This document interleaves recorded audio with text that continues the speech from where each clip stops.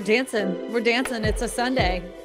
And I have a very special guest for you. Before we get into that, though, we're going to be talking about the housing market bubble. There's all sorts of articles that are coming out that are saying that we're seeing the cracks in the bubble, and we're going to be going over some of those articles together. But my special guest, and you guys are going to love this guest. My special guest is you guys, because I want to interact with you on these articles, because I know that a lot of times when we have the guests, I end up focusing a lot on the guests because they're the guest, but I don't really focus in on you, the audience. So today, whenever we're going through these articles, I plan on interacting more with whose comments are coming up in the chat. Eddie will be moderating this and seeing what comments are going to be up there. If you're going to say something rude, guess what? Your comment's not going to get up there. But if you have something enlightening you want to add to that, please do. Because you know what? I learn a lot from you guys. There's some things that I'm like, I've never heard of that. And so then I end up looking it up, and I learn something new every time that I do one of these live streams. So I'm going solo today. Solo with all of you as my guests. I hope that it's going to be fun. I think it will be fun. I always have a good time with you guys. So let's get into the first article. As Eddie's pulling up that article, I want to let you know that on Tuesday, my video comes out for Boxable. So I know many of you have been looking forward to that. So, all right, Eddie, go ahead and put up the first article, please. All right, the man behind the scenes. When the best available home is the one you already have. This one actually kind of touched my heart because I've been saying this quite a bit. In this housing market, it makes less and less sense to move. American homeowners are sitting on the lowest mortgage rates in modern history. Will it fare costlier to buy their newer homes? Renters are facing steep inflation, maybe better off renewing a lease than hunting for a new one. And for most everyone, it's gotten harder to find the next house when there are so few vacant ones available. The simplest and most affordable decision for many Americans will be to stay put. Even if their homes become too small, too big, or too crowded, too far from work, or too isolated from families, it's too much to maintain. The rate at which Americans move across town or across the country has been steadily declining since the 1980s.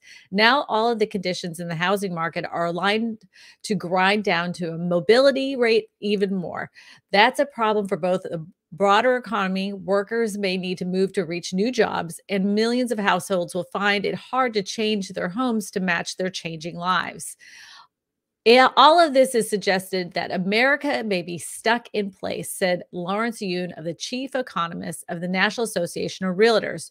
One more likely consequence, anonymously, Mr. Hun said, I think people will say there's less happiness in the country as people are living in a mishouse unit. Mishouse units is a two-bed. This woman's Karen's mishouse use is a 2-bedroom, 1-bath duplex in Boulder, Colorado, that she shares with a partner and a third housemate. They moved in 2020, attracted them to what seemed to be a temporary, cheap, dog-friendly, good place to finish graduate school with meager stipends. I'm not going to get into the article even more, but I just want to explain to you. They moved to Colorado. They think they're going to have this house for a short period of time. Now that the houses have gone up as much as they have, she doesn't have a $1.5 million to buy a house. That's what the houses are going for in her area for just a local, 3-bedroom, 2-bath. What we all kind of like our starter homes are going to be, or what we would like them to be. And that has been true of many people.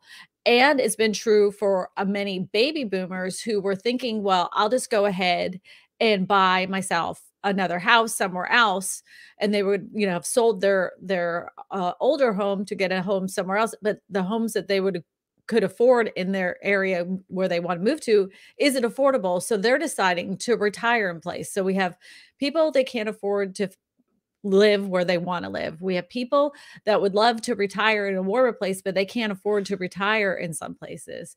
And one of the biggest things is like, well, all we need is a supply of homes. Well, home builders are saying, oh, we're not going to build. We're not building as many because there's too much constraints on building materials, and we can't get enough workers to build the houses in time. So the article also goes on to say that this is going to cause like a stagnation in the real estate market. We're not going to, like right now, even though the supply of homes seems to steadily be going up, we still won't reach the levels that we had pre-pandemic for at least another year and a half. We don't have a lot of foreclosures that are coming out on the market. There's some speculation on that, if that's actually true. But from what we can see now, there doesn't look like there's a wave of foreclosures that's going to be hitting the real estate market.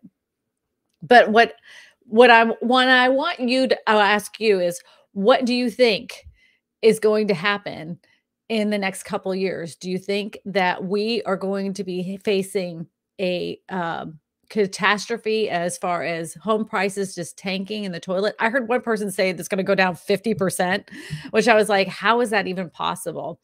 Or do you think that we're going to stay in this stagnation for like 5 years unless they drop the interest rates? Because interest rates, as you know, they have no signs of going down anytime soon. That's for sure. So I'm interested to hear your opinion on what you think the housing market's going to do. Because in my opinion, if we don't have enough supply of homes and we have this exorbitant amount of people that need a house, but nobody's willing to move, I mean, what are we going to do? We have to get enough homes for people that are starting out.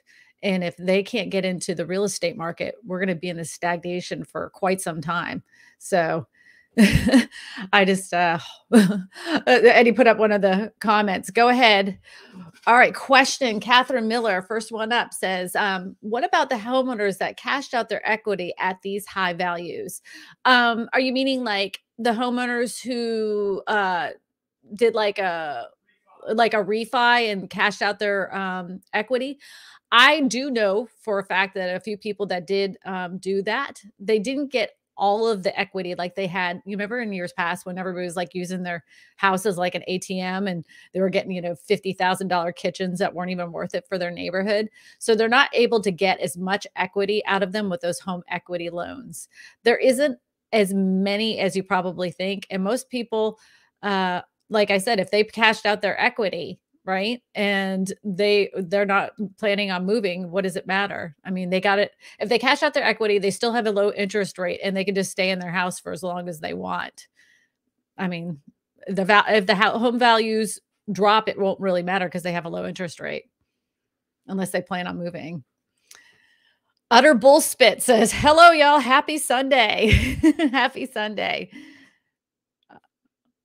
Eddie's got another one coming up. All right. Donna Barnes says, we want to buy a mobile home in Massachusetts. Oh, well, that's my home. My hometown is Massachusetts, in Plymouth. If you're looking for, are you looking for a real estate agent, Donna? If you are, you can just go to my, my website. It's KristinaSmallhorn.com. Just go to my website and fill out the referral form, and I'll get you a real estate agent in the area of Massachusetts that you want to find. As long as you're not trying to get it in a park. If you're looking for a real estate agent and you're trying to buy it from a park where you rent the land underneath it, there isn't. I'm not sure if Massachusetts does that. They don't do that here in Louisiana. California does it sometimes. So I just FYI. Utter Bullspit says, I wish Metro Atlanta had more mobile home parks and RV parks. That's definitely the route I would go. I think more and more people are looking for something that doesn't tie them down, especially people that are probably the age of 30, because like the whole idea, they do want to have a house, but the homes are so expensive. They also don't want to be like house poor either.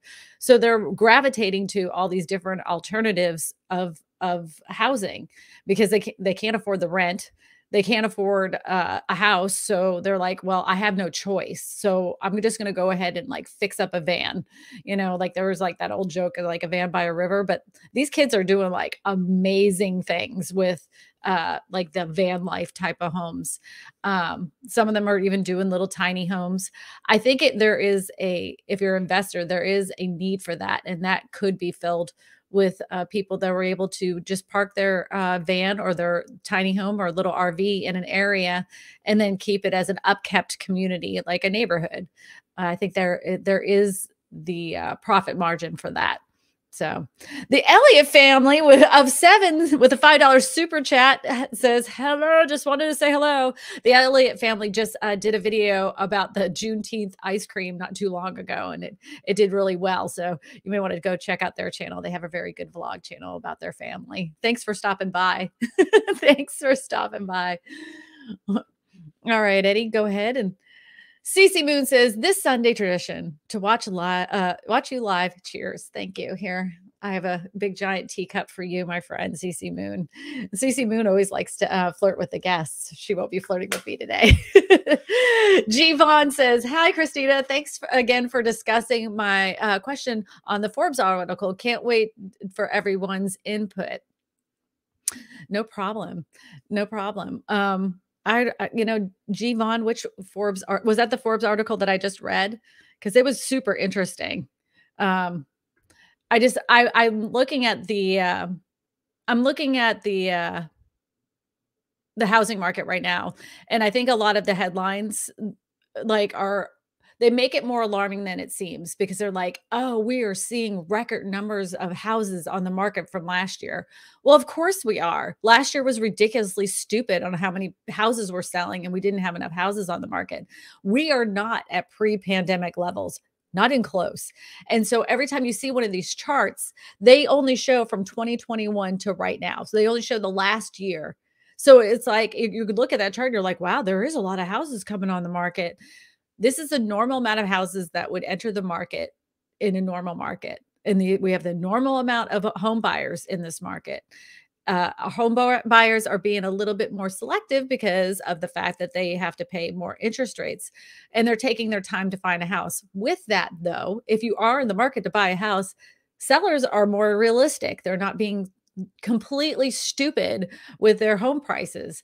You're in many markets, you're still seeing, especially on the lower end priced homes, you're still seeing bidding wars, but they're not $150,000 over asking price anymore. There isn't, like on open house Sunday, there isn't, 60 people lined up waiting to go see this house. And that's the majority, but in some markets it's still like that. In some markets it's still like that. It boggles the mind to me, because I still believe that the prices of homes right now are overinflated. Some people will argue with me, but if the median price home can't fit the median price of what people earn in the area, that's a massive problem. And if they're not building enough homes in that area to fill that need, that can only do one of two things: either raise the price or cause more stagnation, especially with interest rates. So you're going to have less people wanting to purchase because they can't afford the interest rate, but we don't have enough houses on the market. So you're just going to end up going flat for who knows how long.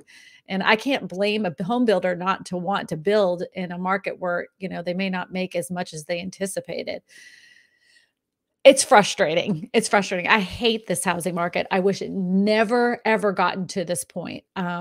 I always like a fair playing field where you have a seller and a buyer that can negotiate. When it's off center, when like the buyers have all the power, I hate it. Whenever the sellers have all the power, I hate it.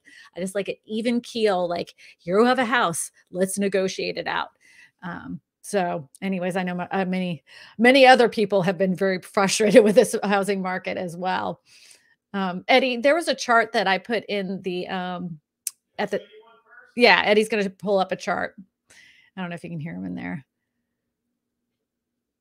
It says existing home sales in the U.S. declined 2.4% to the seasonal adjusted annual rate of 5.61 million in April of 2022, the lowest since June of 2020, and slightly below forecasts of 6.5 million. Sales went down for the third consecutive month, and another sign that the housing market is cooling. As home prices and mortgage rates have reduced buyer activity, the total inventory amount of 1,030,000 units is up 10.8% from March, and the median existing price for housing types was $391,200, up 14.8%. Up. since April. It looks like more declines in are imminent imminent in the upcoming months, and we likely will return to a pre-pandemic home sales activity after the remarkable surge over the last 2 years. Yeah. That's what I'm saying. I mean, like, we just do not have enough houses up on the market. All right, so this is the 10-year chart of how many, what is this, home sales or, home sales, the 10-year mark. We're still way above it.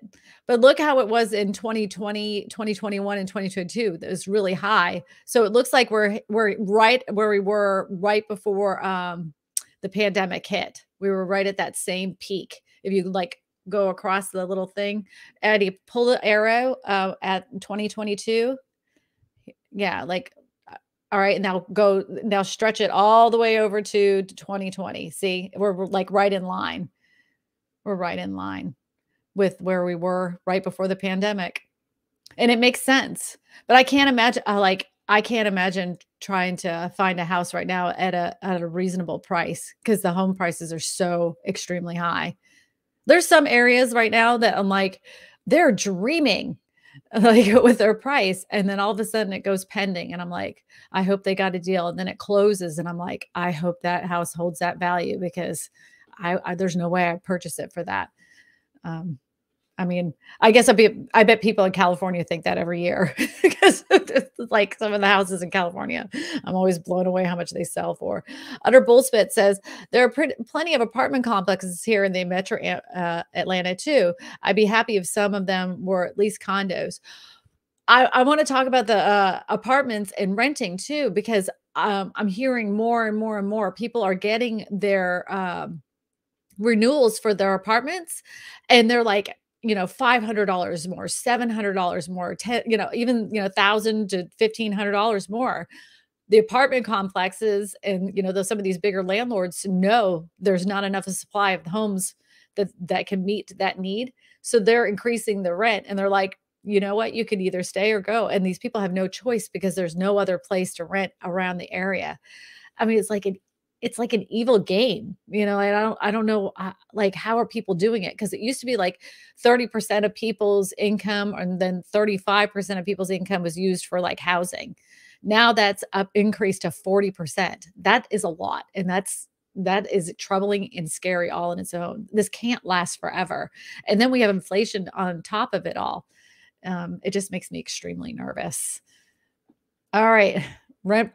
Georgia rent prices. The average rent for a one-bedroom apartment in Atlanta, Georgia is $1,735. This is a 16% increase compared to a previous year. Hey, Eddie, I think we're charging not enough for our rental houses. We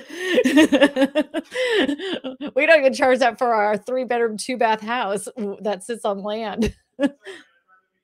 Eddie said that's all right. He'd rather be fair than charge people too much. Lydia Alexander says, for sale by owner, do you have to pay the buyer's realtor's fees? Do you have to? No. But what happens is this. Okay, so if you're selling your house for sale by owner and they bring a buyer in and say, hey, you know what, I have a buyer for you, but I would like you to pay me, let's just say 2.5% in order to, facilitate the deal itself. They would be representing the buyer, but you as the seller would have to pay the real estate fees. You can say no. You can say no. You can tell the buyer, hey, you know what? You can do this without a real estate agent, or you don't buy my house. Or you can even negotiate your fees even more. You can say, well, look, since you're just facilitating paperwork, maybe you don't need to represent the buyer. Maybe you just need to just do the paperwork itself. And they can do it even for more of a deal and try to get them to do it like 1%. Just negotiate it. You can negotiate it out. Typically that's what happens is the seller pays the buyer's fees. Now I've only seen it once in just recently where the buyer or the seller said absolutely not going to do it, but this buyer wanted the house really badly. So they were willing to come out of their own pocket to pay the real estate broker's fees. And so the buyer did pay him without the seller having to take it out of proceeds. But that was all in the HUD settlement statement. It was paid by the buyer. And that was only the one time I've ever seen it. So you can do that. It's just, it's always negotiations. It's always negotiations. And if you're not like privy on what's in the real estate contract and you don't understand it as a seller, it might help you just to maybe even meet up with a title attorney, just have a little conversation and have them explain the purchase agreement to you. So that way that if a buyer does come in with a real estate agent and you do want to go ahead and go work with them, you want to make sure that you understand that contract enough that you know that you're protected as a seller. I have that. That's a lot of talking. That's a lot of talking. Eddie, you got another comment for me, my friend? Excuse me. Ben Jones says interest rates will fall once the economy collapses. When do you think that is going to be, Ben Jones? My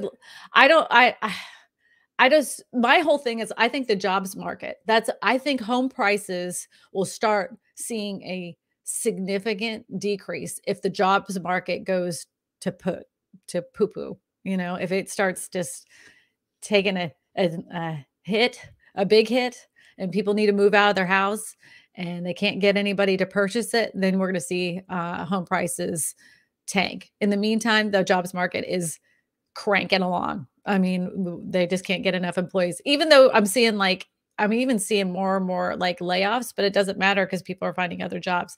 I will say another thing about people not moving.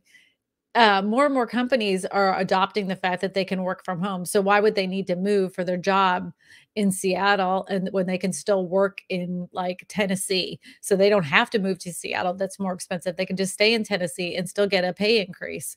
So that's another thing about the little stagnation I think is heading towards our real estate market.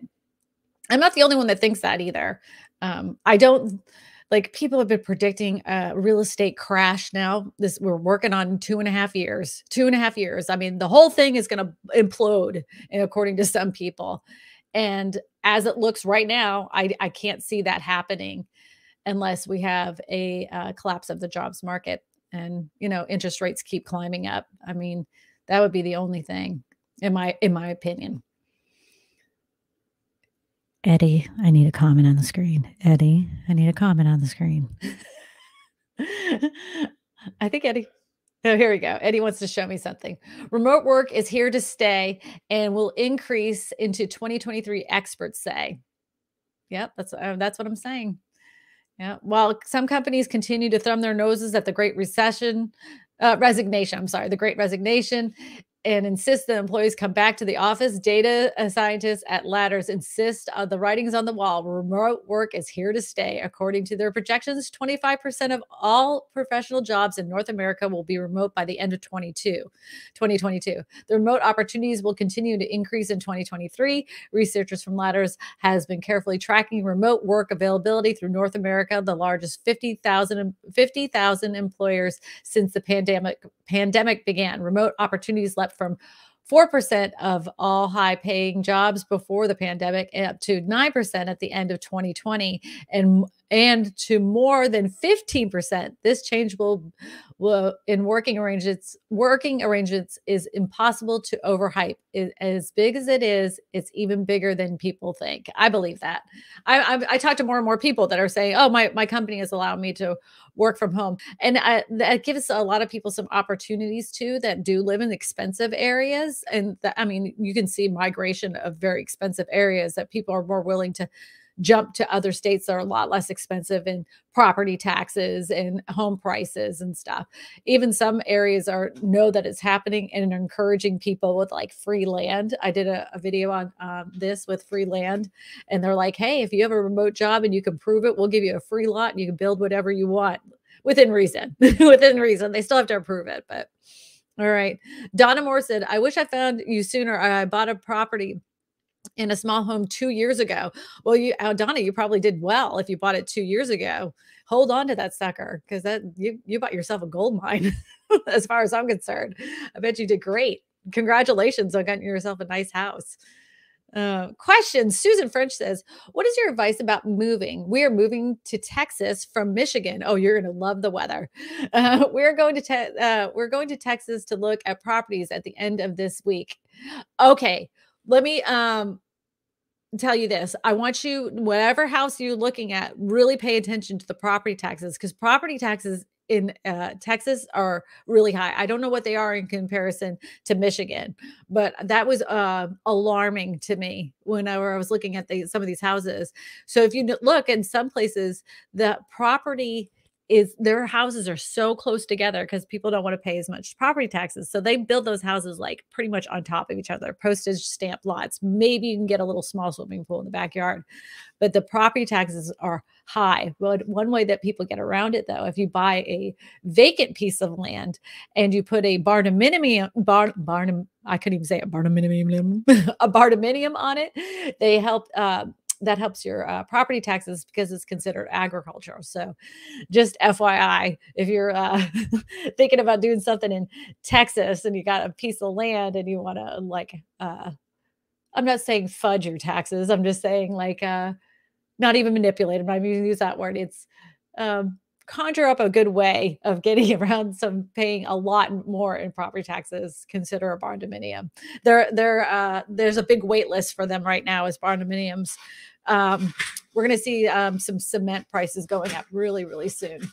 But any advice about moving? I'd say hire good movers and make sure they're going to be able to deliver your stuff on time. If it was me personally, I've seen what moving companies have been doing just recently because they just hire anybody to pack up your stuff.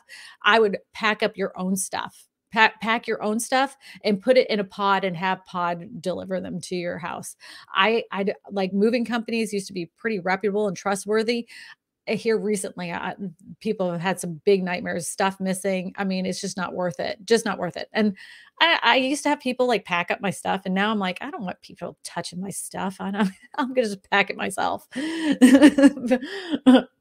All right, Eddie. Next question, please. Next question. Do we have any comments that are like really good too, Eddie? Did Eddie fall asleep? Eddie. Uh-oh. All right. I don't know where he went to. I think he died. Here we go. David said, if all of these people think prices are coming down, why would all of Wall Street investors keep buy at record prices? That's exactly right. That is exactly right. But did you know, David, that after the last crash, who bought up all the foreclosed properties, the most foreclosed properties? That was a company called Blackstone. And yes, I'm meaning to say Blackstone and not BlackRock. They're two separate companies. But they do pretty much the same thing. They're basically evil twin brothers. And they were given a big package of crappy houses. And they're like, oh, you can do what you want with them. Then Blackstone, who is a part of Invitation Homes, went in and said, hey, we could just turn these into rentals. And that's exactly what they did. Then they pulled out of Blackstone pulled out of Invitation Homes, and now they're with Tricon Homes. Oh, someone says I hate it too. It's ridiculously overflated. I know, and I know. Like the writing's on the wall. The writing is on the wall, and like I don't want to see people overpay for a house like that. It actually makes my stomach sick when I saw these prices going up as high as they did. I had a little girl who was little, not really little. I mean, she was in her mid-20s, but she's a nurse. She had acquired a 401k. The seller was being a jackbutt, you know what I'm saying? And the house didn't appraise. And she was like, well, I don't care. You know, if it doesn't appraise, you can just pay with the amount over. Well, this girl's like, I don't have that kind of money over. And the seller was like, well, I'll just put it back on the market. Well, because she was getting an FHA loan, I said, well, that appraisal actually stays with the house. The value of that house will stay with it, especially if someone comes in with another FHA or RD loan. She said, well, I'll just wait the 6 months out and I'll put it back on the market then. So my buyer wanted the house bad enough that she went ahead and cashed in part of her 401k. And that made me extremely nervous. And I was like, holy cow, this is not a good idea. This is not a good idea. Sure enough, I mean, the house increased in value. She's made her money back if she was to sell it now. But how long is that value going to stay? I just don't know. I just don't know. Uh, yeah. It will, the home prices go back to pre-pandemic levels? Only time will tell. For now, I just think we're going to be in a holding pattern for quite some time. We're going to start seeing headlines like, "Oh, these home prices are dropping," and yes, some areas are probably going to see it. One article I have that Eddie's going to probably pull up a little bit later, it named the top cities that they felt like are going to drop in price, but most of these areas are just going to stay flat, which kind of sucks too, especially if you bought at the high level and then years later you go to sell it and it's exactly the same price it was. Stinks. All right, Kristina rant. Why can't we just all get along? Nobody can get along. That's the way of the world now. If I say it's yellow, someone else is going to say it's green. It's just somebody needs to be heard. I read somewhere builders only make money building homes larger than 2,000 square feet because regulations building smaller tiny homes would. Why would an investor build tiny homes knowing that? Oh, so yes, you're right. You're right. So, like, if a builder has a lot that's X amount of square feet, why would he build a smaller house when you can put a house that's 2,000 square feet and get more per square foot on that lot? You can't blame a builder for doing that. But I don't know if you guys saw the video that came out on Tuesday. The White House came out with a plan to address affordable housing. Of course, we have to wait for all these things to pass, but at least they're addressing it. They even addressed modular construction and manufactured construction. They're going to be investing more time and effort trying to urge builders to do more modular like construction because it gets it done faster. And you can have your employees working in a factory to get them done quicker. And they're like, me, I love a modular constructed home. They're airtight, they're energy efficient. They're really great product. It's just that our mindset has been trained to only like these specific types of homes. And so whenever you put something new on the market, it has a resistance in the market, especially with home builders. Home builders are the hardest people to change their minds about specific construction. But as more building supplies become harder to obtain, I think more and more builders are going to be more open to the idea to at least add modular construction into the mix. With that being said, the government has a plan as well to let go of some of the red tape and regulations when it comes to some of these houses. So we might be seeing more land that's released from the government to build more affordable homes. And if that's the case, that's what they kind of did after World War II. And they'll put up, that's exactly what they did, is they built little modular homes for the GIs that came after World War II to build up some of these, what they called the nuclear family homes. And it looks like that's what they're trying to do again. We'll see if it happens. I mean, just like anything in government, I don't know. A lot of times when the government talks, it's a lot of a lot of lip smacking, and you're like, what happened to that policy that you were going to come up with? Oh, well, yeah. Well, we tried, didn't work. Derek Gonzalez says, question: if home buyers give up, do you think that rent prices will go up due to higher demand? That's entirely possible. Because if home buyers give up and they are stuck in rent and then there isn't enough rental properties and they're not building enough, yeah, it could very well go up. But whatever rent becomes so much higher than purchasing, that's always when it's a good thing for people to buy. But if the interest rates are too high, this is the biggest conundrum when it comes to this housing market. Because in normal cases, rent is always slightly higher than purchasing a house. Now the rent is extremely higher than purchasing a house. But some people can't afford to buy a house because the houses have gone up so high. Not only that, the interest rates have gone up so high. So, where is the give in any of this? There's nobody winning in this housing market right now. Nobody. Okay. All right, here we go. Eddie had an emergency, apparently. I got a message.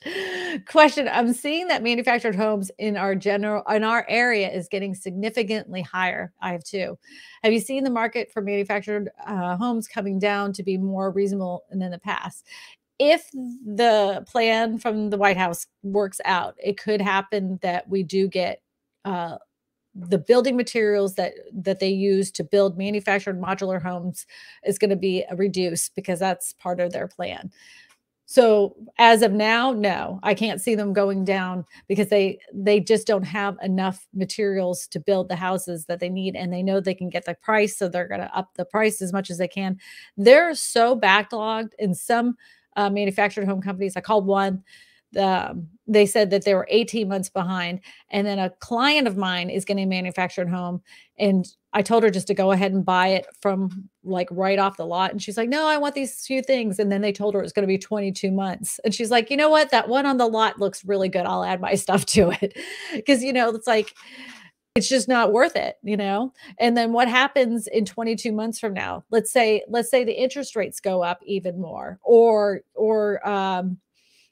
even worse, like home prices go up and interest rates go up even more. And then she's priced out of the home that she had ordered, So she went ahead and just got the one that was already on the lot that could be brought to her location. So it's a weird market. I'm kind of over it.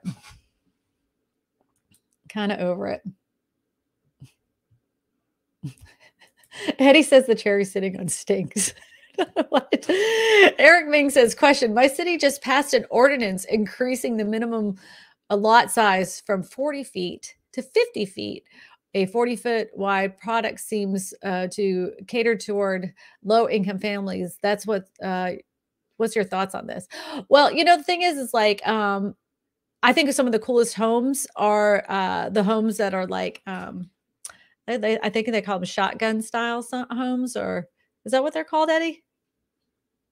Yes, the shotgun style homes we have them here in New Orleans, and they're just like basically straight ahead. Like you walk into the living room, then you walk into the kitchen, then you walk into the bedrooms, and you walk into a bathroom. They could work, like there's amazing things that people can do with floor plans, and nothing proves that more like a tiny home. If you look at a tiny home, man, it's amazing what they can get all in there. You're like, wow, they've got a washer, a dryer, a sink, a dishwasher, a clothes hanging rack. So they have storage, they have a bed. I mean, they figure it all out in a very tiny space. So if they decide to make those houses, it can work as long as the floor plans are right. That's what I say about that. That's what I say about that. I want more affordable homes for people. I don't think that nobody really wants to rent, but it's kind of a situational thing, I'm sure that I take that back. There are some people that want to rent, but the majority of people that are coming up and they've gotten out of college and they've gotten their job, for the most part, they want to own their own piece of dirt and land and a house. And they're just having a hard time finding that. So if we had more affordable, smaller homes for people to purchase, I think most people would be on board with that. People that are, I've heard some people say, well, it's because, they can't find a house because they're too picky, like the younger generations want everything and they don't want to work for it. But that's not the case. They can't even find it. They can't find a home, even if they wanted to fix it up. They just can't do it. So, I hate when people say that. I'm like, that they quit eating avocado toast and they could afford a home. Shut up. That's not true. Shut up. Julius Harris says, a question. My wife and I are planning on buying a home. Do you think it's best to wait until spring 2023? Rent is ridiculous and buying seems to be a better option. Okay, so this is one of those things, Julius. I want you to look at your overall income, and I want you to figure out your debt to income ratio with the new interest rates, and then figure out if it's going to be worth it to you to purchase this home now. Because if something happens and the home prices are even higher next year, or even worse, the home prices are flat, but the interest rate is at 8%, you really didn't win. You won nothing. Timing buying a house is when it's the right time for you and you're financially stable enough to purchase a home. Do you have a nest egg of money that in case of emergencies? Have you factored in how much the inspections are going to cost? Have you factored in how much appraisals are going to cost? Or have you factored in how much the move itself is going to cost you? Put all those things in perspective right now and write down your pros and cons list of buying a house or waiting it out. and then you'll have your decision. And this is one of those things. If you're a husband and wife team, I say do it in separate rooms and then meet in the kitchen after you've gotten your list together so you guys could talk it out, because you don't want anybody to change anybody else's mind or be coerced into thinking another way. Like that way, you know exactly how the other person is thinking when you're making these lists. So that's what I would suggest. You're going to have to figure that out on your own, and definitely meet with a lender to see what your interest rate is that you can qualify for ahead of time.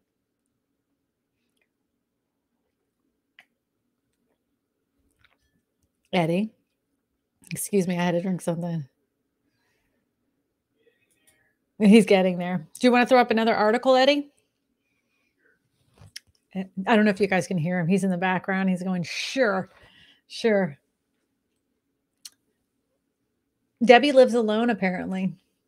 No HOAs for us. That's one of the first things I looked in besides restrictions and pricing. Okay. I did that one. Oh, there was another article that I wanted to emphasize the markets that were the hottest. They had charts on it.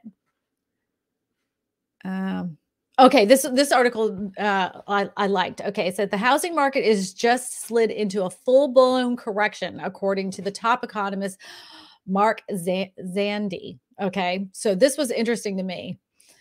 Okay, real estate data rolling into February into May showing the U.S. housing market is softening. New home sales fell 19% in their lowest level since April of 2020, which really doesn't mean anything because it wasn't pre-pandemic. Redfin reports 19% of home listings cut their price over the same month. Inventory is rising fast. It's not rising that fast because I just showed you that. While mortgage applications and existing home sales are also falling. That is true. This drop off is a result of seasonal or soft months or two. Zandi says it's a trajectory of flip demand is putting back fast in a face of mortgage rates have spiked dramatically. See, this is like a lot of words that come on.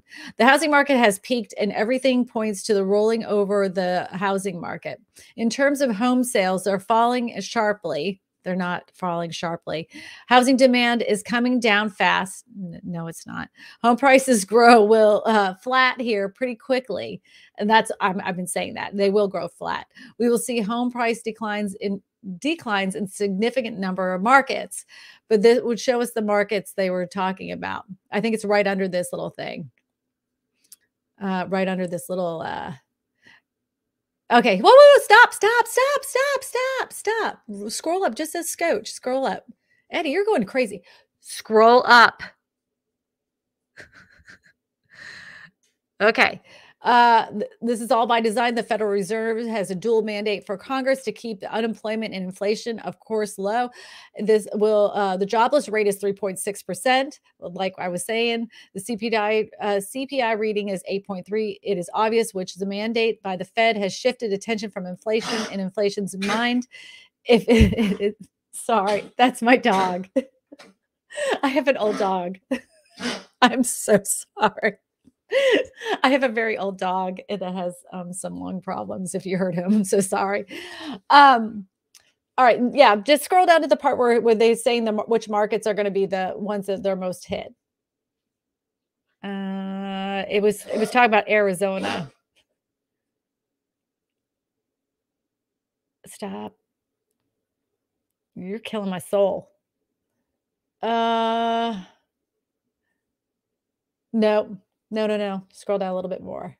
Okay, here, it will be under this, I guess. It's going to be under this chart. It's going to be under this chart. Among the nation's largest 392 housing markets, 96% of home prices are overvalued, which I've said, relative to what local incomes can support. I said that as well. That's finding Moody's proprietary analysis of the U.S. housing market. Among the 392 markets, 149 are overvalued. At least by 25%. That includes Boise, where the home prices are 73% above what Moody's says the economic fundamentals support. Zandi says extreme overvalued housing markets like Boise, Phoenix are the highest risk for falling in home prices over the coming year. So numerous markets throughout Mountain West, Southwest, Old South? Old South. This Old South, Carolinas, Florida, and Texas. What does that mean by Old South? I'm sure that's a typo. Probably deep South, yeah, right? Well, Zandy said it doesn't look like doesn't think there's gonna be a nationwide home prices will drop. He says they're likely to see a real home price declines, the economic peak for inflation growing faster than the US home prices. Inflation will still be positive. If inflation is at 8% and the home prices go nowhere, then home prices declined at 8% in real terms. Zandy says now that home prices have become overvalued, we're set to enter into a period where both income growth and inflation outpace home price growth, he said. For home shoppers who've been priced out of the pandemic's housing market boom, which saw US home prices increase to 34.4% since February, it's not exactly bad news. So at least maybe he's saying maybe we'll see some declines in prices, but if you're paying more in interest rates, it doesn't really help you, does it? CC Moon, I thought Eddie, it was Eddie. Sorry, it was the dog. He. Yeah. Well, I'm going to show you. Question. Will you write a book for your knowledge about modular manufactured homes and affordable housing issues? Love your channel. If I can barely read, I can't read a lot. I don't know if I could write a book. Maybe I should, but I want to show you my dog because he's actually in here and you guys can see he's very old. I love him dearly, but he's seen better days. Poor guy. Oops, not this one. Let's try this one. Oh, here he is. Yeah, you see him? Dom the Palm. Dom. See, there he is. Look at him. He's the one that's been coughing. Poor guy. Poor guy. Yeah, see, he just walks kind of funny. He's just so old. Love him to pieces, but you know. Oh well. Am I going to pick the right one? I picked the right one. Good. Bless your old dog's heart. I know. And we were supposed to take him to the doctor on Thursday, and then we forgot. But there's nothing you can do for him, really, honestly. His kidneys are failing, and he's had a great life. That's all I can say. I'm just going to keep him comfortable all the way to the end because he's had a very good life. Your dog needs a soothing massage. I'd love to give my dog a soothing massage. Poor guy. Old South equals Gulf Coast states, Mississippi, Alabama, Louisiana. See, this is why I have you guys you guys keep me honest right here. Because if I didn't know that, you guys teach me something every single time. Old South is Gulf Coast states like Mississippi, Alabama, and Louisiana. So they're saying we're going to have home prices tank? Not hardly. Not in my area anyway. Question. We are thinking of getting a mobile manufactured home, but I don't know where to look for getting a loan to help me with the setup mobile home manufacturing home. With the setup for the mobile manufactured home. Any suggestions? Yes, I would. First off, I know that you probably, when you went in to buy your manufactured home, they probably had a loan office within that company right there. Before you sign off on anything, I want you to ask for all the paperwork with all the numbers on it so you can review it. If they say they won't give it to you, just walk your happy butt right out of there and go to your local credit union and ask them how much it would cost. Now, if this is for a piece of land that you're renting, you're going to have to get something called a chattel loan, and that is something completely different. But if you're attaching it to land that needs like septic and water and a driveway and all those things, you can roll that in from a new construction loan and then transfer it over to a VA or FHA or even RD loan. Your lender will be able to do that for you. I don't know what area you're in, Stephanie, but there's plenty of loan companies that will do that for you with a 30-year fixed rate mortgage. But if you're renting the land, you're going to have to get that with a chattel loan. And I believe I forget which the chattel. I have it written down. You can contact me through my website, and I'll tell you the chattel loan company that I know of. I only know of there's only a couple. and I have it in my contacts. My just go on to my website, KristinaSmallhorn.com, and fill out the referral form, and then just write in that section that you're looking for the names of the chattel loan companies. There's only a couple.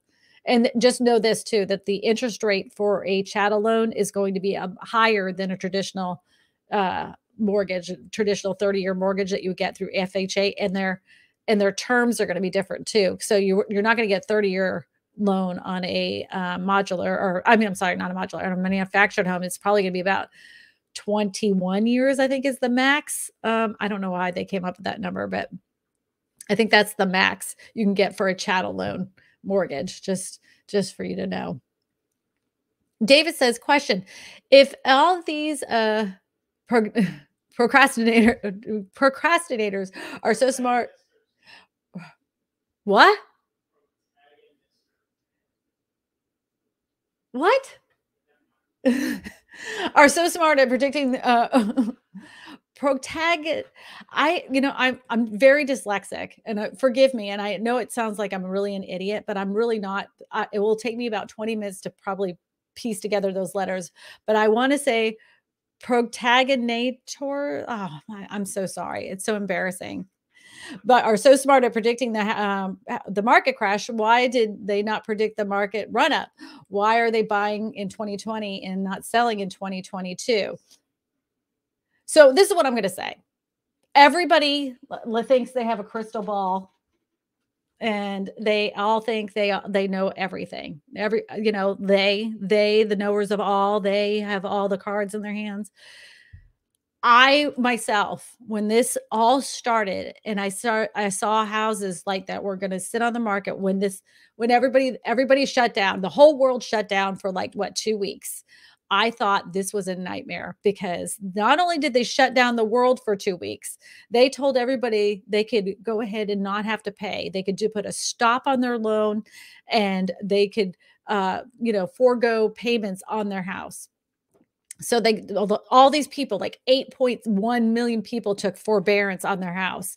And I had images of what happened in the last housing crash. I was like, this is a nightmare. If these people cannot pay for their house, what's going to happen once the payments start again? That means they're going to have to sell their house. And I thought for sure we were going to see a wave of houses that hit the market. I was wrong. But I was just using my knowledge of what had happened in the past when all those people took forbearance, and then they had to do short sales. And that was such a nightmare. I was like brushing up on my short sale knowledge at that time, thinking we're going to have to help a lot of people get out of this nightmare. And the exact opposite happened.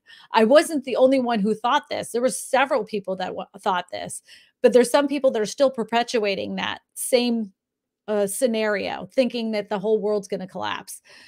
For 2 years, people that had listened to those people didn't buy a house because they were like, oh, but it's going to collapse. I heard it from such and such. Nobody knows. Nobody knows. This is the weirdest housing market. There isn't really indicators of anything like this. All of these things happening at one time. Inflation happening at the same time as rising home prices, with rising interest rates, with unemployment that is, we have low unemployment. All of these things together have not been in the same housing market in history. So who knows? I'm guessing just like everybody else. And I admittedly will say I was wrong when I said that I thought there was going to be a housing crash, but I admitted it. Not many people do that. I'll flat out say I was wrong. Chris Thomas says, if everyone is working from home, what will happen to commercial real estate? So this is one of those things too, that people said, well, the commercial real estate market's going to take a hit, which they did for a short period of time. Mid-pandemic, they were really taking a hit. But a lot of these companies use those buildings as tax write-offs. So they're keeping them open with like empty desks. So in a few years, I'm hoping hoping, and that was part of the plan that came out of the White House, is to turn some commercial areas back into residential areas. And I've suggested this quite a bit because we have a lot of commercial properties that are sitting there vacant. Why not turn it into affordable housing options? Like, why don't you turn them into affordable condos? We have a bunch of malls throughout the United States that are sitting there vacant. Why don't you turn those into affordable retirement communities? I mean, you remember the mall walkers when you were kids and you watched the elderly like run around the mall? What if you took those shops that were there, turned them into affordable condos, and then at the bottom of the mall you could have healthcare facilities? I mean, that's a win-win-win for everybody. But nobody asks me. Nobody asks for my advice. If they did, the malls would all be turned into retirement communities. David says, I don't trust the media when they predict an imminent demise of the housing market. The media has also said the inflation last year was going to be transitory. Here's the thing. They know how to get people to watch their stuff, like they know that they use certain trigger words, certain things in articles. They know that will keep them watching. So they're trying to always keep us in a state of panic. Everything makes people very edgy and on panic, but you have to consume more. You have to know more information. So you have to kind of like almost like weed through their inflammatory wording and actually just read the numbers. Like that article that I read, the last article I read, they, like, this is going to be a catastrophe. It was imminent demise. And like, take all those action words out of there and just read the actual data and make your decisions for yourself. Don't let them tell you what you should think about this housing market. Like, you really have to dig in it for yourself. And everybody's housing market is going to be completely different. Like, even I live in the Baton Rouge area. Our housing market in Baton Rouge is completely different than New Orleans. So the best thing to do if you're worried about your specific housing market, don't listen to me because I'm in Baton Rouge, right? Unless you're going to buy in Baton Rouge. Listen to a local real estate agent that's been working there for quite some time. Like, I want the one that's been there before the last housing crash and has seen it through. That's the person I want to talk to if I was to move to a new area and get their feeling and pulse of what's happening, because they feel it in real time. When you work in an office, in a real estate office, when the phones stop ringing. You can feel it. You instantly know. That's what happened the last time. The phones were ringing, and then all of a sudden it was like somebody pulled the plug out of the wall.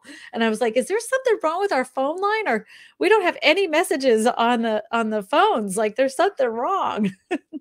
And then like, it wasn't, foreclosures. People were calling about short sales. I became a short sale expert at that time. Sucked. Totally sucked. It was awful. Watching people lose that much equity on their home. And here it was even worse because a lot of people had moved up here during Katrina, and then they bought the house on the high end, and then they wanted to go back home, several years later. And they were finding out either their house was worth less than what they purchased it for, or it was, like they had to come out of pocket. I mean, it was just sad. It was really sad. They ended up having to take, some people came out of pocket with the money just to cover it. Some people did short sales. A few people did foreclosures. And it was like kind of a double stab. You lost your house during Katrina. Now you lost your house here because you just wanted to go back home. It's just messed up. Just messed up. All right. What do we got, Eddie?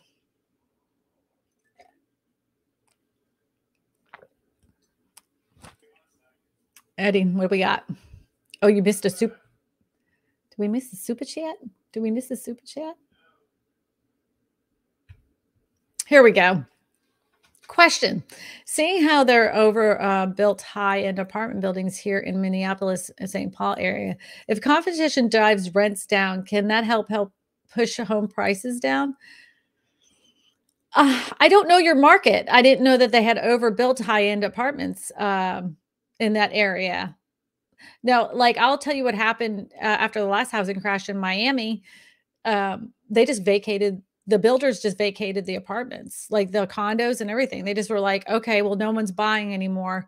And they just folded up business. They just shut down their whole thing. And it didn't drive, that wasn't the thing that drove down prices. There was a bunch of vacant condominiums or mid construction condominium buildings and apartment buildings all along Miami. Eventually, people bought it back up. The housing market all over Florida was extremely hurt by the fact that they had done so many ridiculous home loans. I happened to live in Florida at that time, and there were people that my husband and I knew that had no business whatsoever getting a house loan. And then they would show us the house that they got. And I'm like, Eddie, did they win the lottery or something? He's like, I don't know. Well, come to find out they got one of those interest only loans. And then when that time period was up, they couldn't afford the house. And so they were foreclosed on. And someone brought up earlier about the refi. They were trying to refi to get the money out of their house, but they had been making their mortgage payments. So like they were like, well, we have equity. No, you don't have equity because you haven't been paying your mortgage payments.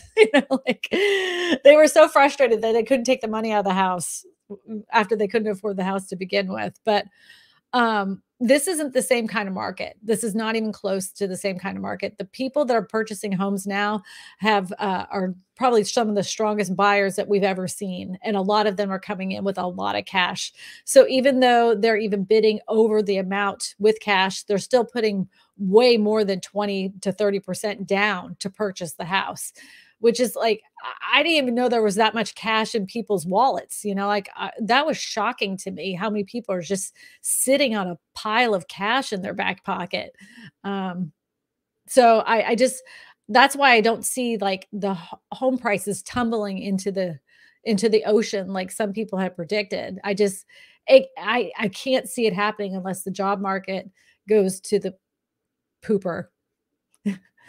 If anybody knows me knows that I cuss like a sailor. So the fact that I'm so controlled on this thing, I'm even proud of myself.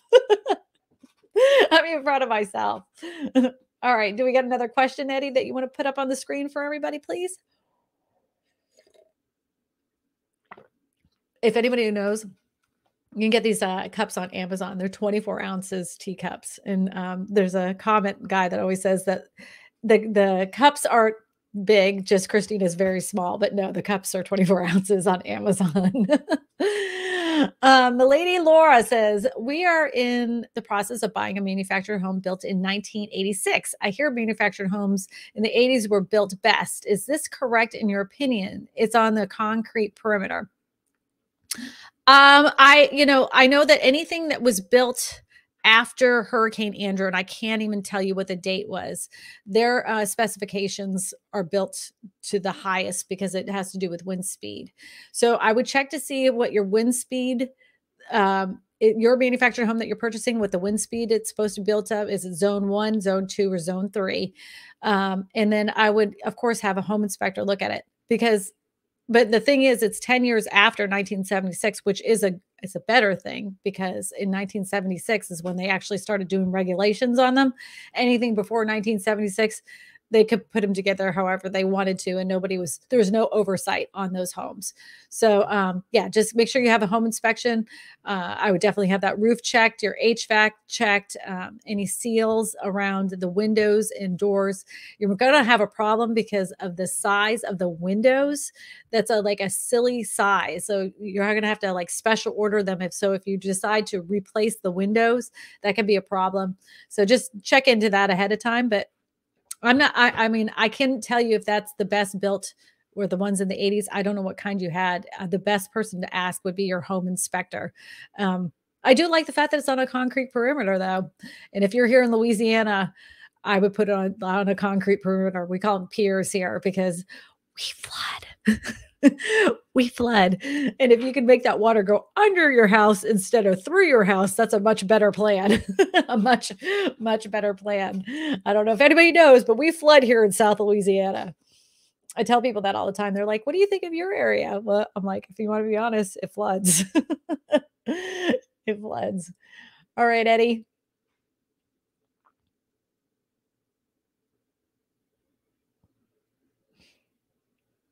You guys can't, I wish you had smell-o-vision. I'm making homemade bread and I can smell it through the house. It smells so good. I I started a sourdough starter at the beginning of the pandemic, could not get that thing to start working, and then one day it became alive, and I have kept my sourdough starter going all this time since, what is that? Was it March, April? It was from May of 2020. Question, what is the most rememberable comment or question you ever got on your channel? Well, years ago years ago, I was dared on a live stream, to get into because people don't believe that I'm actually as small or short as I am. They're like, "Well, if you're so small, go ahead and get into the clothes dryer."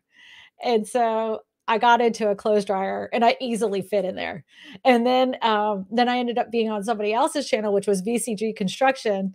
And there was like this little small cabinet in a tool chest, and I fit right in it. They actually like laid me down and they could have like I could slide into the drawer. So like I like rolled in there and I slid into the drawer of this big tool cabinet. I have no shame. I'll do anything.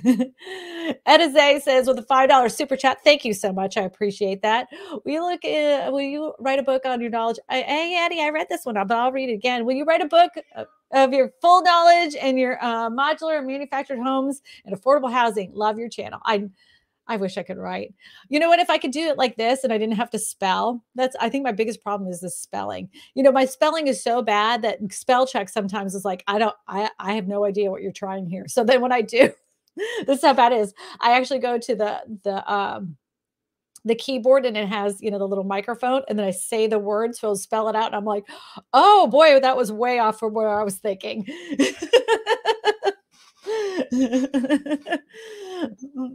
That would make a great thumbnail. I think it might be like it's so old. This was probably like 2018 that I did that. So I think it might still be on their channel, on VCG's channel. It was a live stream they were doing. That was fun. Eddie and I used to go to we would go to Home Depot. We'd go to like Bed Bath and Beyond, and we go on these like little field trips. The only thing that stunk about that is the internet was wonky, you know. So we'd be like midstream, then all of a sudden you get that like circle of death, you know, that goes around and around and around. So that didn't really work. Clifton Charles says, "Hey, what is your view on the market for the next 6 months?" I personally think that we are in a stagnation. I think that we're going to start seeing home prices drop. That does not mean they're going to be dropping to pre-pandemic levels. I do not see that, but we're just going to see a leveling off of home prices. Hopefully, in some areas, in a more realistic price point. But my fear is that even though we might see home prices drop, we're going to see interest rates go up. For right now, we're in a holding pattern, because everybody's trying to time the market just right. But the best time to buy a house is when you're able to buy a house. If you bought it, like let's just say you bought it at 7%, and then 4 years later the interest rates go down to 3%, you can always refinance again. So there's always that opportunity.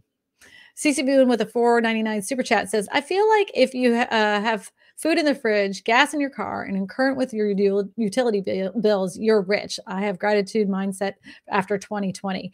CC Boone, I 100% agree with you. I look at a lot of things that make me say to my husband all the time, when is enough for some people? The greed that drives people, the need to have more and step on as many people as possible to have more money is nauseating to me. Like, I don't get it. Like, why is that need for them that is never satisfied, never quenched? I don't get it. Like, I feel like the luckiest person alive, honestly. I've been extremely, we've had our ups and downs and all arounds. Eddie could tell you. I mean, he even lost his job after the last housing crash, and it was terrible, and I've worked my butt off for everything that I've had, and I appreciate everything that I have, but I'm not greedy enough to ever kick somebody in the teeth while they're down, ever. And when this pandemic started, we had renters that we were concerned that weren't going to be able to pay the rent. And before the government even said that we're going to give renters assistance, we went to our renters, and many people know that I've done this. I've said it several times, but we went to our renters and said, hey, look, this is what our mortgage payment is. If you could pay this amount, we got everything covered. And they're like, are you serious? I'm like, yeah, we're serious. And if you need to move out, don't move out in the middle of the night. Like, as long as the house is in good condition, you can have all of your deposit back, and we're just going to get somebody else in here. We'll try our best, but don't, like, let's work together. And they were so grateful for that, and I was grateful to them, because they paid what they could. One person was like paying as much as they could every single week, and since we worked together, we didn't have any major problems. But I agree with you. I agree with you. As long as you got everything in order, like, just be happy and quit trying to hurt people to have more money. It's gross.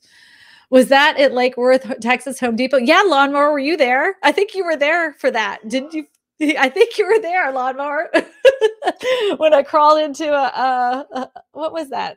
What toolbox was that? What brand of toolbox was it? Was it Milwaukee? No. And he can't think of it right now. You can hear him there. Yeah, Lawnmower was there. I wasn't sure if you made it to that live stream or not. I know that I met you there. Lawnmower is a real person. He's a real person in there. So Carlos says, did you see the new Biden plan address the housing crisis? Matter of fact, Carlos, yes. I put a video out on Tuesday, and I went over the plan. I highlighted, I didn't go over every single last detail, because that would have been like reading stereo instructions. But I did highlight some of the things that I know that most of you are interested in, which is finding an affordable house and manufactured modular materials. That they address that. So, oh, this one's interesting. I want to put this up on the screen, Eddie. It says, oh, after I guess I can. Question: thoughts on container homes? Yes, I have thoughts on container homes. If you can get them approved in your area, that's going to be step one. Before you even look at them, I want you to talk to your local area to see if you're allowed to get one. 2, know that whenever you're putting a container home together, that you have to check to see what the outside of those container homes are painted with, because the paint material itself sometimes isn't the healthiest for you to be ingesting, even if you're sanding it off. So just be careful of what the material is that's on the outside of that container home. Thirdly of all, I found out that if you want to save space on the inside of the container, to put the insulation on the outside of the container, and then you could put some kind of siding on it to make it so you don't like losing inside room there. Thirdly of all, make sure you have good windows and egress, like where you can get fire, you meet fire code. So just check those out. But I like a container home. There's great little Airbnbs too. So I don't know if I could live in one full time. The one that I stayed in only had like 2 tiny windows, and it was very claustrophobic. I've seen some ones in Australia though, man. They stacked those together. Like, it wasn't just one container. They had like several put together where they cut out the top and everything. But yeah, just be careful of what the materials are that they're painted with. A 72-inch Husky workbench tool chest. I knew you would remember, man. Thank you, Lawnmower. He was there. He was there. Question: stocks have crashed to pre-pandemic levels, including interest is doubled in 6 months and going higher. Why do you say that you don't think prices not going lower than the pre-pandemic forbearance ending? I do not think that they're going to go below pre-pandemic levels, because we do not have enough supply of houses on the market. Home builders are not building enough homes on the market. And the confidence from home builders is, we're not going to build them until we know we have enough houses on the market. And since the interest in people purchasing has softened, why would we build more? Why would we build more? So no, that's why I feel like they're not going to see pre-pandemic levels. Not for a while. I mean, it's possible in like 2 years. I mean, if I'm gonna pull out my crystal ball, I mean, pretty much anything's possible. But in the next 6 months, no. No, they're not gonna hit pre-pandemic levels in the next 6 months. And let's just say they did. The interest rates are gonna be higher, you know? If the housing market prices started tanking and a job market starts taking, then possibly the Fed will turn around and say, "Oh, this inflation thing isn't really working. We should try this and we can drop interest rates again." We'll see. I mean, it's we can play the what if game 1,000 times, but I just don't see I personally do not see home prices in the next 6 months going down to pre-pandemic levels. I don't even know how that's even humanly possible. Uh-oh, I hear the bread's done. Uh What would you suggest the over 55 crowd do for housing alternatives? Well, it depends on your income, but if you're stretched on a limited income, I suggest you going ahead and finding a backyard. I know that's gonna sound crazy, but I really enjoy the idea because 'cause I've thought about this if something was to happen to one of my family members, I have elderly parents, that I would put a granny flat in my backyard. Put a nice little granny flat where they would have their own space and they could watch their little soap operas or whatever. They could sit there and have their TV as loud as they wanted to and their little dogs and everything, they could do that. That's what I would do. If you're in a situation and you're over 55 and you're heading towards retirement and you're on a fixed income and things are getting too expensive, consider having another friend as a roommate, you know? These are not ideal situations, you know, but they're all alternatives. So and that could help with the loneliness too, because if you're living on your own and you're over 55 or 65 and let's just say you've been married for 30 years and all of a sudden you're all by yourself, those that house gets quiet and it can get very lonely. So if they had someone as a roommate, that could be a good thing too. But I always say check for, areas that are giving, tax advantages for people that are elderly. If you have the income and you can go anywhere in the world, look for areas that are giving tax advantages to people over the age of 55 or 65. That maybe you don't have to pay as much of property taxes, and that would help with your income.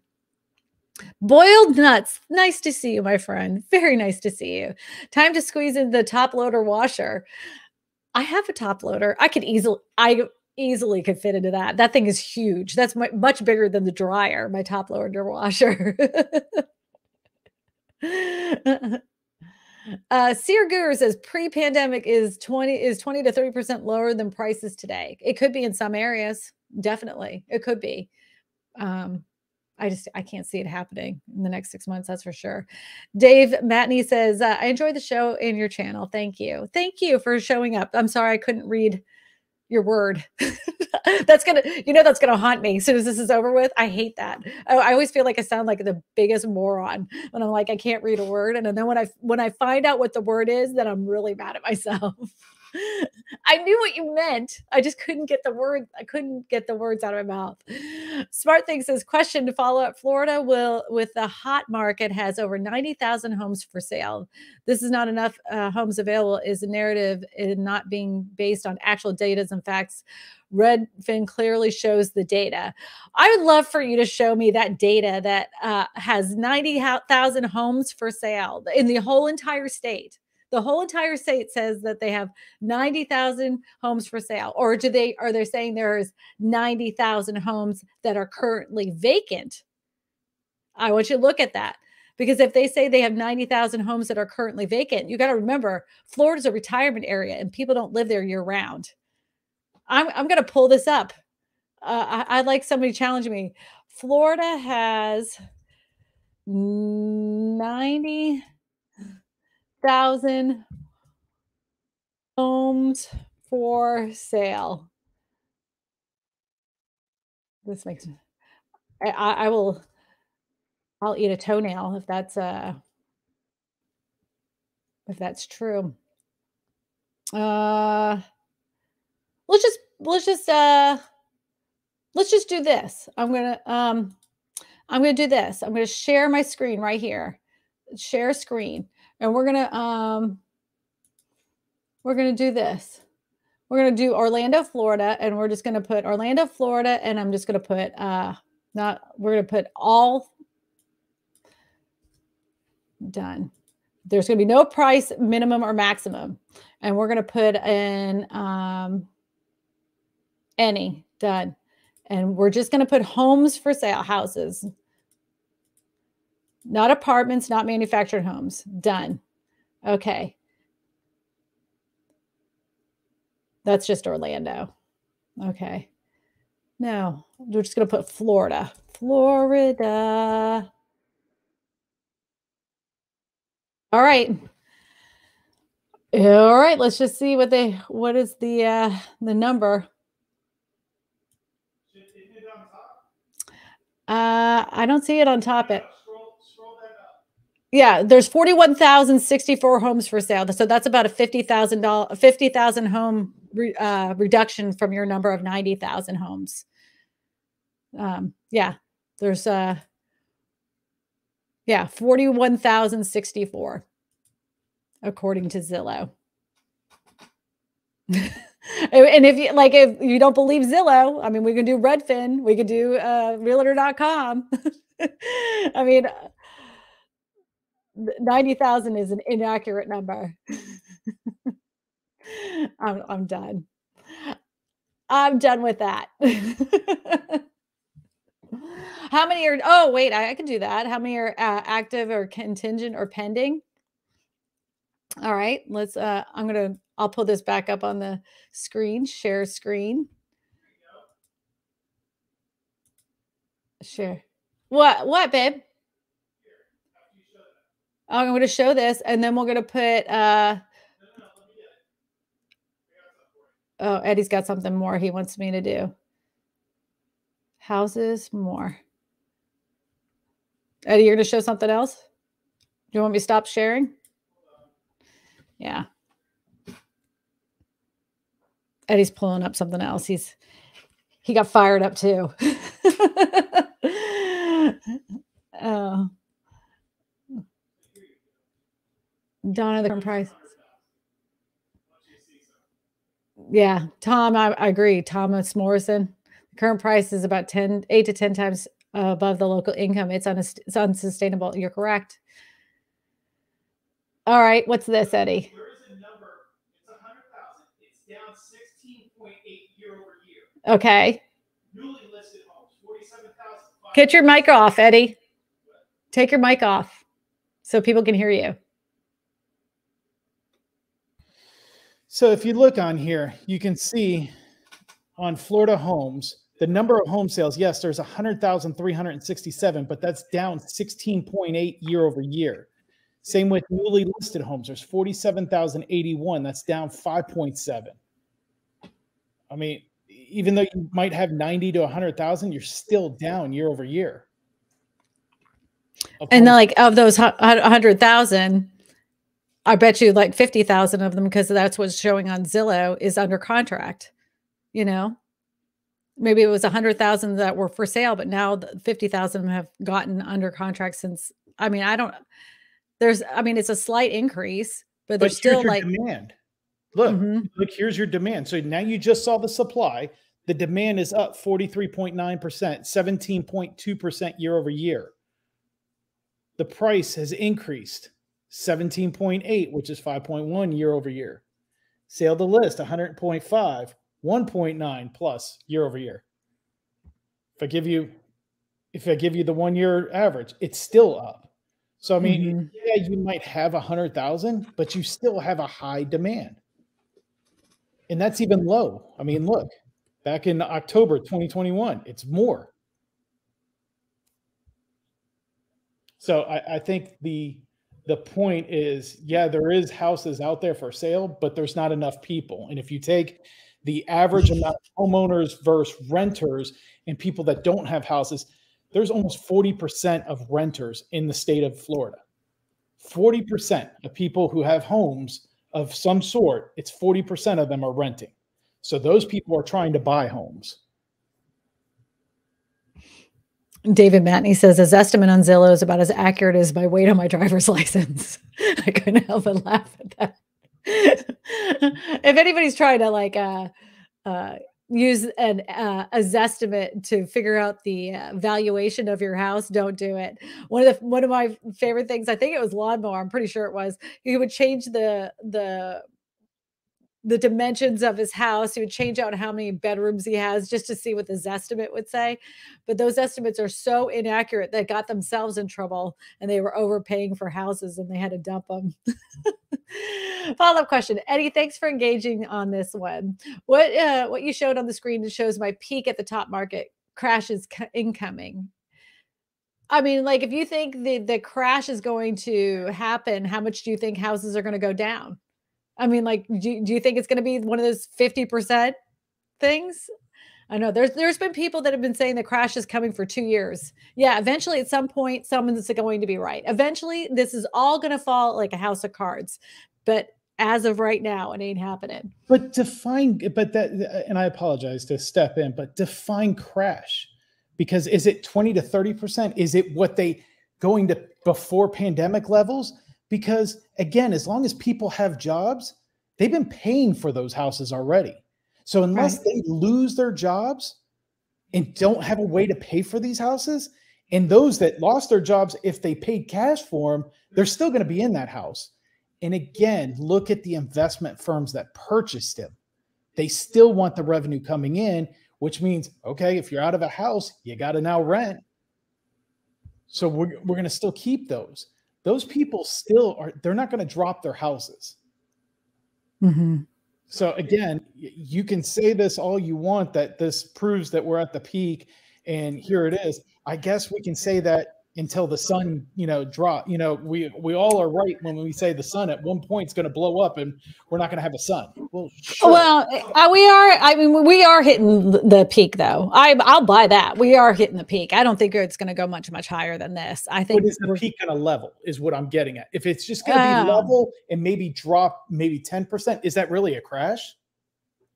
To me, a crash is like people are in foreclosure. We're seeing short sales. There's people that are like in dire situations and of losing their home, and their equity has, gone down 20, 30%. I just don't see that happening. I just don't. So anyways, listen, you guys, you guys have been the best guests I've had ever. Is Eddie turning green yet? Yeah, right? He's getting all fired up. He's getting all fired up. I want to say thank you to every single one of you, all 508 of you, for spending your Sunday with me. You guys have been the best guests I've had so far. What an engaging, wonderful conversation. And we had a little combativeness there. I love that. It was a great conversation. Thank you, Smart Think. I appreciate you for bringing in a little bit of fire. I appreciate Eddie for giving a little bit of fire too. And I appreciate everybody giving me their questions about manufactured homes. If you haven't yet, make sure that you hit the subscribe button. And afterwards, after this is over with, just put in the comments section that you were here at the chat on the live, and let me know if you like these kinds of one-on-one live streams better, or do you like it better with a guest? I need to know for future videos in future live streams. It helps me know if it's something that you want. Not only that, if you're looking for a real estate agent in your area and you're having trouble finding a real estate agent that you can cooperate with and you like, I'm connected with thousands of real estate agents across the country that I'm personally friends with. So just go to my website, KristinaSmallhorn.com, and fill out a referral form, and then I'll contact you. Believe it or not, I actually call you on the phone if you leave your phone number. And I want to say thank you to the moderators, because they always keep the chat really going and going well, and I appreciate every single one of you. If you haven't yet, hit the like button, and I want to say thank you very much, and you have a fantastic week. Bye, everybody. See you on Tuesday for the Poxable video. So long, farewell, auf Wiedersehen, goodbye. We're gonna dance it out. Everybody dance it out.